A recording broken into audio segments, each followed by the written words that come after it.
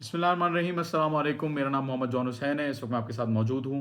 9:30 बज रहा है और 5 अप्रैल की रात है, इवनिंग है। तो पिछले 12 घंटे में जो जो चीज़ें हुई हैं, जैसे कि फॉर एग्जांपल पायलट को रेस्क्यू करने की जो एलिगेशन है, वो कि पायलट को रेस्क्यू कर लिया गया है। दूसरा कि जो डोनाल्ड ट्रंप का ट्वीट है 48 आवर्स का, और उसके बाद जो प्रेज बी टू अल्लाह का उसने ट्वीट किया, वो हम डिस्कस करेंगे। साथ ही साथ हम ये भी डिस्कस करेंगे कि ईरान ने जो अटैक्स किए वो कहाँ कहाँ किए और क्यों किए, और अभी क्या चल रहा है, ईरान के अटैक्स अभी किस किस जगह पे जा रहे हैं, और ईरान के ऊपर जो हमले हैं वो हो कहाँ रहे हैं एग्जैक्टली।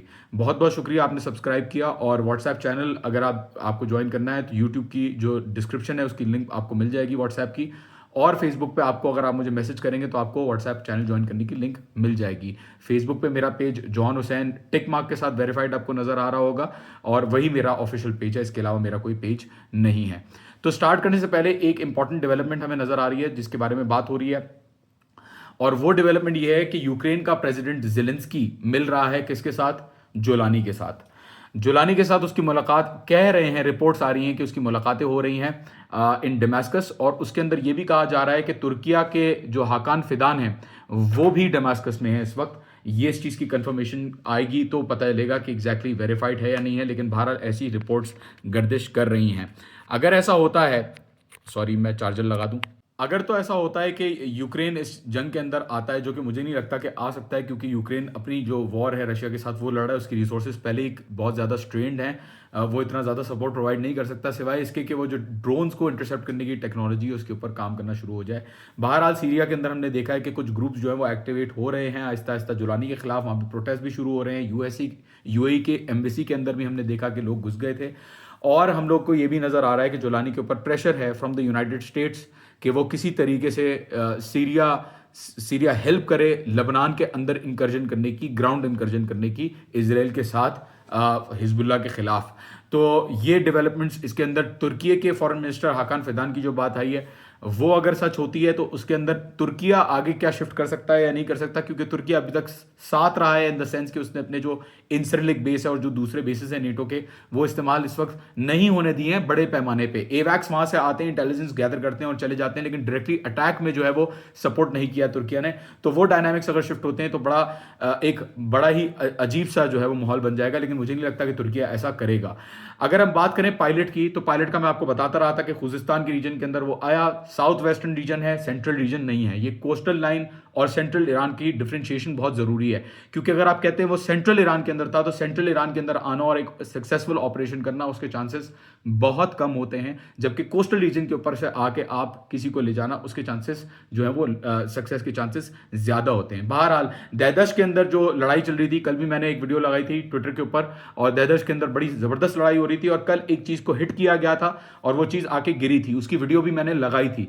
बाद में हमें ये पता चलता है कि यूएस ने अब जो रेस्क्यू किया पायलट को, और ये पायलट कहां था, ये जो खुजिस्तान की पहाड़ियां हैं इसके अंदर एलिजिडली, यूएस मीडिया के अकॉर्डिंग और इंटेलिजेंस ऑफिशियल्स के अकॉर्डिंग, एलिजिडली वो पायलट जो है वो किसी रिच के अंदर छुपा हुआ था एक हैंडगन के साथ, और वो वहां से जो है वो उसको सिग्नल, यूएस को सिग्नल भी मिल रहा था, उसका जीपीएस लोकेशन भी मिल रही थी। कहा यह भी जा रहा है कि यूएस जो है वो कंफ्यूज करने के लिए ईरान को दूसरी जगहों के ऊपर जो है अपनी मूवमेंट्स कर रहा था, जबकि उनको लोकेशन पता थी और वो तैयारी कर रहे थे कि पायलट को कैसे जाके अंदर से क्विकली लेके आना है। बहरहाल यहाँ पे जब क्लैशेस हमें नजर आए तो उसके अंदर कहा जा रहा है कि मुतादिल शहादतें भी हुई हैं लोगों की, और उसके साथ साथ ये भी कहा जा रहा है कि यूएस सोल्जर्स शायद वहां पे मारे गए हैं। बहरहाल जो 25 एयरक्राफ्ट का ये मिशन था, अब 25 एयरक्राफ्ट का मिशन था, इसके अंदर 2 USMC-130J हेरक्यूलिस कमांडो 2 स्पेशल ऑप्स के, 2 MH-6M ब्लैक हॉक्स, ये भी स्पेशल ऑप्स के 160th रेजिमेंट के, और 2 MQ-9 रीपर्स, इनको जो है वो एलिजिडली गिराया गया है, डिस्ट्रॉय किया गया है। जब ये डिस्ट्रॉय किया था तब यहाँ पे जो खातिम अल अंबिया है उन्होंने क्लेम किया कि गिरा दिया है, फिर यूएस ने बोला कि नहीं हमने खुद गिराया है। मतलब ये कोई हॉलीवुड की मूवी नहीं चल रही कि 25 एयरक्राफ्ट आप लेके आ रहे हैं, इतने लो फ्लाइंग एल्टीट्यूड पे जहाज ट्रेवल कर रहे हैं और इनको कोई नुकसान नहीं हुआ, जबकि क्लियरली यहाँ पे तस्वीरें अगर आप देखें तो उसके अंदर क्लियरली बुलेट्स के भी निशान आपको नजर आएंगे, और जो एक्सप्लोजन हुआ है, जो कब्रिस्तान बना हुआ है जहाजों का, जितनी दूर गए हैं इनके पार्ट्स, वो किसी, आई डोंट थिंक कि वो अपने ही जो है वो जहाजों को उन्होंने मारा है बिला वजह। वो अपने जहाजों को क्यों मारेंगे? ये वाले जहाज कोई इतने टेक्नोलॉजिकली एडवांस भी नहीं है कि डरेंगे कि टेक्नोलॉजी जो है वो ईरान चोरी कर लेगा। तो कोई बात जो है वो सेंस नहीं करती जो इन्होंने बोली है। डेफिनेटली इसके अंदर मुझे लगता है कि यूएस जो है वो यहाँ पे हलाकतें हुई हैं यूएस सोल्जर्स की और वो छुपा रहे हैं। इससे पहले मैं आपको याद दिला दूं 7-8 जहाज वैसे ही गिर चुके थे, तो 13-14 जहाज जो है वो 48 आवर्स के अंदर अंदर गिराए हैं। अब प्रॉब्लम क्या होता है, लोग कहते हैं कि जी ईरान क्यों नहीं बचा पाया अपने पायलट को, ईरान ने क्यों नहीं किया। देखिए आपका कंसर्न सही है, लेकिन प्रॉब्लम यह है कि हमारे अंदर एक सॉर्ट ऑफ सबकॉन्शियस एक बायस है जिसकी वजह से हम लोग यूएस और ईरान को एक नज़र से या एक इक्वल पोजीशन पे देखते हैं। जब ईरान की, अब यही बात पहले की जा रही थी कि ईरान कुछ भी नहीं कर सकता, स्ट्रेट ऑफ हॉर्मुज़ भी बंद नहीं कर सकता, आयरन डोम को भी कुछ नहीं कर सकता, यूएसएस के कैरियर को भी नहीं मार सकता, ईरान मिसाइलें नहीं फेंक सकता, यही बातें ईरान के बारे में पहले चल रही थी। और अब देखिए ना कितनी शर्मिंदगी की बात है कि यूएस ने एक सोल्जर को बचाने के लिए इतने सारे एयरक्राफ्ट जो है वो गिराए अपने, और उसको एक कामयाबी के तौर पे पेश किया जा रहा है। पहले जो गोल था रिजीम चेंज का, वो गोल कहां था, और अब जो गोल है कि पायलट को हम बचा के ले आए, ये किस तरीके का गोल है। 130 किलोमीटर उसने इंकर्जन की अंदर और वो चला गया। बिल्कुल सही बात है, ठीक है, अगर हुआ है ऐसा, ऑल्दो यहां पे अभी भी पायलट्स नजर नहीं आए हैं, लेकिन अगर हुआ है ऐसा, जो कि लाइकली है, तो इसके अंदर कोई बड़ी कामयाबी मैं नहीं कहूंगा कि यूनाइटेड स्टेट्स की हो गई है, क्योंकि उनका जो पूरा जो उनका स्ट्रेटेजिक ऑब्जेक्टिव्स को अगर हम कंपेयर करें और उसकी माइट को कंपेयर करें, तो ईरान के सामने उसको एक इक्वल पोजीशन पे रखना सही नहीं है। अगर सोमालिया ये काम करता तो मैं कहता कि बेहतरीन, वाह क्या काम किया, जबरदस्त काम कर लिया, लेकिन यूएस के लिए कंसिडर करना कि उसके लिए कोई बड़ी बात है पायलट को लेके आना एक कोस्टल रीजन के थ्रू, ये मेरे ख्याल में जो है वो जरा हम लोग का जज्बात हैं। आई थिंक इसको अगर रैशनली देखा जाए तो ये इतनी बड़ी जो है वो बात नहीं है जितनी बड़ी इस बात को बनाया जा रहा है। बहरहाल एक कह रहे हैं कुछ लोग कि कुवैत के हॉस्पिटल में एक पायलट और उसके साथ जो एक ऑफिसर था, मैं पहले से कह रहा था कि 2 लोग थे, वो दोनों लोग अभी तक सामने नजर नहीं आए हैं, तो इसके ऊपर आई थिंक अभी आगे डेवलपमेंट हो सकती है। फिर अगर हम बात करें कि जो ईरान ने हमले किए 95th वेव के अंदर, वो कहां हमले किए वो मैं बता चुका था, कहां कहां हमले हो सकते हैं उसकी लिस्ट आ गई है। न्योत हवाव, अब इसराइल के अंदर पहला फेज के अंदर, फर्स्ट फेज, खातिमुल अंबिया का बयान था कि फर्स्ट वेव है, ये फर्स्ट फेज है। इसके अंदर न्योत हवाव केमिकल इंडस्ट्रियल एरिया इसराइल के अंदर, तेल अवीव पेट्रोकेमिकल, उसके ऊपर निशाना बनाया गया, उसको डैमेज किया गया सीरियसली। दूसरा हाइफा रिफाइनरी जो कि पहले ही हिट हो चुकी थी, उसको दोबारा हिट किया गया, उसको दोबारा जो है वो डैमेज किया गया और काफी ज्यादा नुकसान वहां पे नजर आ रहा है।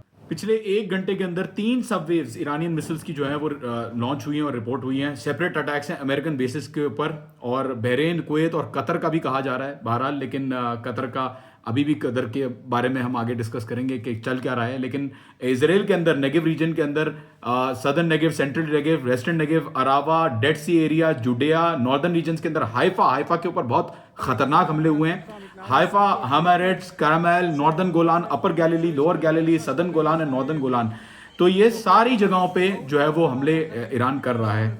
फिर अगर बात करें मिडिल ईस्टर्न ममालिक की, दोस्त ममालिक की, जहां से मैं पहले भी दिखाता हुआ आ रहा हूं कि ये मिसाइलें जो ईरान के ऊपर लॉन्च हो रही हैं वो इन मुल्कों से हो रही हैं। लोग पूछते हैं भाई मिडिल ईस्ट ने क्या किया जो आप मिडिल ईस्ट के ऊपर अटैक कर रहे हैं। भाई मिडिल ईस्ट के ऊपर अटैक नहीं है ये अभी भी, जबकि ये मिडिल ईस्टर्न कंट्रीज इन्वॉल्व हैं, बाकायदा तौर पे यूएस के सपोर्ट के अंदर इन्वॉल्व हैं। उन्होंने ईरान के ऊपर जो जारियत हुई है उसके ऊपर कोई कॉन्डेमनेशन नहीं दी, और बाकायदा जो रिफ्यूलर्स हैं और स्ट्रैटो टैंकर्स हैं वो जहाजों को जो है वो फ्यूल दे रहे हैं। तो हमें नजर आ रहा है कि प्रैक्टिकली सपोर्ट कर रही हैं ये ममालिक।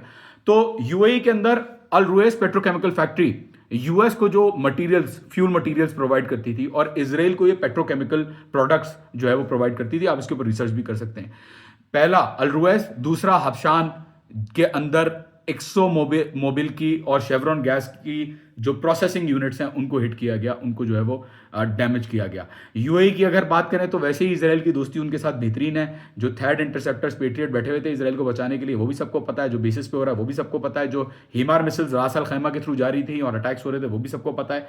फिर बहरीन के अंदर यूएस की सितारा पेट्रोकेमिकल फैसिलिटी जो यूएस मिलिट्री को सपोर्ट प्रोवाइड करती है, उस फैसिलिटी को रिपोर्टेडली स्ट्रक किया गया। और इसके अंदर एक वीडियो ये भी सामने आई कि इनका अपना इंटरसेप्टर भी, जैसे पहले हो रहे थे ना, इनके अपने इंटरसेप्टर अपने आप को ही मार रहे थे, तो इनका अपना इंटरसेप्टर भी इसी फैसिलिटी के ऊपर दोबारा जो है वो हिट किया गया है। कुवैत के अंदर, शुएबा के अंदर कुवैत पेट्रोकेमिकल फैसिलिटी है, उसके ऊपर हमला हुआ है और आग हमें नजर आई है। पेट्रोलियम मिनिस्ट्री की जो बिल्डिंग है उसके ऊपर भी हमें आग नजर आई है। अब ये क्यों हो रहा है, ये क्यों कर रहा है ईरान? क्योंकि इनका जो मेर शहर के अंदर जो पेट्रोकेमिकल पूरी फैसिलिटी थी उसके अंदर फजर 1 और फजर 2 यूनिट्स को मैंने आपको पहले बताया था कि पूरा डिस्ट्रॉय कर दिया। पूरी फैसिलिटी जिसके अंदर 50 तकरीबन इंडस्ट्रियल यूनिट्स हैं, उनको ना गैस मिल रही है, ना बिजली मिल रही है, ना पानी मिल रहा है, उनको भी डैमेज किया गया। और उसके साथ साथ जो बुशहर के अंदर पावर प्लांट है उसको भी हिट किया गया, और उसकी सारी हिटिंग में सपोर्ट जो थी वो इन ममालिक की थी। देखें, ओमान के अंदर अभी तक अटैक्स नहीं हो रहे, तुर्की के अंदर अभी तक अटैक्स नहीं हो रहे, कतर के अंदर अब अटैक्स नहीं हो रहे, आपको नजर आ रहा है। इसकी वजह यह है कि ईरान हर जगह जहां यूएस बेसिस है वहां नहीं मार रहा, सिर्फ जहां पे फौजी बैठे हुए हैं, फॉर एग्जाम्पल रियाद के अंदर, और जो प्रिंस सुल्तान बेस है उसके अंदर जो फौजी बैठे हुए थे यूएस के, हमें नजर आया, या जो स्ट्रैटो टैंकर्स और फाइटर्स वहां पे मौजूद है वो भी हमें नजर आया, या कुवैत के अंदर, बहरीन के अंदर, यूएई के अंदर जहां से मिसाइल्स डायरेक्टली भी लॉन्च हो रही थी, और ये दूसरी सारी फैसिलिटीज मेहमानी जो बरादर मुसलमान ममालिक हमारी जो मेहमान नवाजी करते हैं यूएस की और इसराइल की, वो हमें नजर आ रही थी। तो सिर्फ वहां उन जगहों के ऊपर उन इंटरेस्ट को अटैक किया गया, और वो भी सिर्फ उन जगहों के ऊपर जहां पे यूएस के इंटरेस्ट डायरेक्टली लिंक थे। अगर ये चीज नहीं रुकती तो सेकंड फेज के अंदर ये और खतरा पकड़ेगी चीज, और ज्यादा अटैक्स होंगे। ईरान कॉन्स्टेंटली कह रहा है कि नहीं करो, यूएस को भगाओ यहां से और इनको सपोर्ट करना बंद करो। अच्छा, अगर हम कंटिन्यू करें तो करंट वेव के अंदर हमें नजर आ रहा है कि ईरान के अंदर, इस्फहान के अंदर अटैक्स हो रहे हैं प्रेडोमिनेंटली, और ईरान इसके रिस्पॉन्स में अभी भी जो वेव चल रही हैं, now the waves are going on अभी पूरे नेगेव, जिसके अंदर डिमोना है, डिमोना की फैसिलिटी है। डिमोना की फैसिलिटी कौन सी है? जो न्यूक्लियर फैसिलिटी है उनकी, वहां पे अटैक्स हो रहे हैं। बीर शिवा के अंदर अटैक्स हो रहे हैं, गैलीली के अंदर, हाइफा के अंदर, तेल अवीव के अंदर, यफ्ता के अंदर, मलाइका के अंदर, रमोत नफ्ताली के अंदर, गैलीली के अंदर, और बहुत सारी जगह हैं। मतलब इसराइल के अंदर लिस्ट जो है वो एग्जॉस्ट हो जाएगी अगर इसके ऊपर डिस्कस करेंगे। फिर अब जो डोनाल्ड ट्रंप का ट्वीट आया है, अब ये वेव्स तो ऑनगोइंग चल रही हैं, इसके ऊपर डिटेल्स आप व्हाट्सएप चैनल पे देख रहे होंगे। अब जो डोनाल्ड ट्रंप का ट्वीट आया, पहले उसने कहा 48 आवर्स में मैं जहन्नुम के दरवाजे खोल दूंगा। वो चले, ठीक है, कोई बात नहीं, बातें तो वो करता रहता है, होता कुछ भी नहीं है। अब जो उसका ट्वीट आया है, और ये ट्वीट इसने कहा है, Tuesday will be power plant day and bridge day, all wrapped up in one Iran. अब ये आगे जो इसके अल्फाज है मैं बयान भी नहीं कर सकता, आप खुद पढ़ सकते हैं। और इसने लिखा है praise be to Allah. Praise be to Allah का मतलब ये नहीं है कि ये खुदा की तारीफ कर रहा है। प्रेज बी टू अल्लाह का मतलब ये है कि खुदा को चैलेंज कर रहा है, ये खुदा को ताना मार रहा है। ये जो टर्म है ना, फतह करीब की जो नस्म मिला और फतह करीब की जो टर्म है, वो कि हमें जीत जो है अल्लाह देगा, ये टर्म को वो यूज करता हुआ ताना मार रहा है ये बंदा। गुरूर में, तकब्बुर में, अपनी जो आयतुल्लाह खामनाई ने बिल्कुल कहा था ना कि फिरौन नमरूद जब अपने उरूज पे होते हैं अपने गुरूर के, तब उनको अल्लाह लाके पटकता है। तो इसका जो नजर आ रहा है अब ये क्योंकि मुसलमान तो ये है नहीं, जाहिर सी बात है, तो ये दिखाना चाह रहा है कि मैं हूं तुम्हारा अल्लाह। नाउजुबिल्ला, इसका गुरूर का आप हद देखें, इसकी इंतहा देखें गुरूर की। एक इसकी एक डिफेंसिव मैकेनिज्म इसके अंदर नजर आ रहा है हमें, और नजर आ रहा है कि इसको कहते हैं fear induced aggression. Fear induced aggression का मतलब ये होता है कि जब आप डर जाते हो, बिल्कुल जैसे पागल जानवर जो होता है ना, जो डर के काटना शुरू हो जाता है, बिल्कुल उसी तरीके से ट्रंप जो है वो रिएक्ट कर रहा है। बहरहाल अगर ये करता है, जो कि मुझे लगता है कि हो सकता है, मुझे लगता है कि शिद्दत के साथ अटैक्स होंगे, क्योंकि अभी ये डेस्परेट पोजीशन में है। 20 के करीब बेसिस हैं ईरान के पास इनके, और इन 20 बेसिस के साथ, अपनी सारी माइट के साथ, अपने कैरियर्स के साथ, अपने एयरफोर्स के साथ, ईरान की इकोनॉमी तबाह करते हुए, ईरान की नेवी तबाह करते हुए, ईरान की आर्मी तबाह करते हुए, ईरान के लॉन्चर्स तबाह करते हुए, सारी चीजें जो कहते हुए आए हैं, सब झूठ जो ये कहते हुए आए हैं, उन सब चीजों के साथ ये स्ट्रेट ऑफ हॉर्मुज से 1 मिलीलीटर बूंद भी तेल की नहीं ले जा पा रहे। तो ये जो जिल्लत और बेइज्जती, जो एक सुपर पावर जिसकी माइट कहा जाता है कि यहां से जो है वो ये न्यू वर्ल्ड ऑर्डर क्रिएट करके बैठी हुई और यूनिपोलैरिटी ये रखती है, तो ये जो बेइज्जती हो रही है उससे कोई ना कोई फेस सेविंग रखने के लिए ये बातें की जा रही हैं। अब अगर ये देखें, ये बिल्कुल करेगा, और करके हो क्या सकता है इसके अंदर, ये करेगा और ये बोलेगा हम अब चले गए, हमारे ऑब्जेक्टिव्स पूरे हो गए। उसके बाद क्या होगा मैं आपको बता देता हूं। उसके बाद ईरान नहीं रुकेगा, ईरान मारता रहेगा, अटैक्स करता रहेगा, पूरे रीजन के अंदर और इसराइल के अंदर आग लगी हुई होगी मेरे ख्याल में।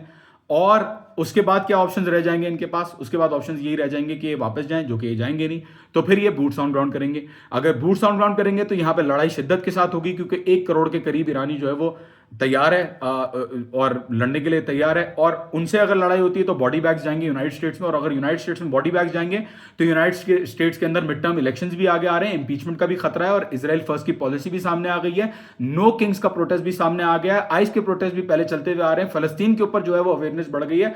तो वहां पे रिजीम चेंज का खतरा है, और वहां पे जब रिजीम चेंज होगा, मुझे लगता है नवंबर तक मामला खिंचता हुआ नजर आ रहा है, जब वहां पे रिजीम चेंज होगा तो मुझे लगता है कि ये जंग, तब जब नई एडमिनिस्ट्रेशन आएगी, तब ये जंग वो बोलेंगे कि हम खत्म कर रहे हैं और हम जो है वो जा रहे हैं। बहरहाल जो अल्लाह को इसने चैलेंज किया है, मेरा ईमान है मैं मानता हूँ ऑब्जेक्टिव एनालिसिस और मेटाफिजिक्स में भी अगर आप जाएं तो I think law of nature demonstrate करता है कि जब आप अपने आप को ज़्यादा ज़्यादा समझते हैं कि आप कुछ ज़्यादा ही हैं तो नेचर आपको जो है वो पटक देता है, भले आपकी रिलीजियस इंक्लिनेशन जो भी हो।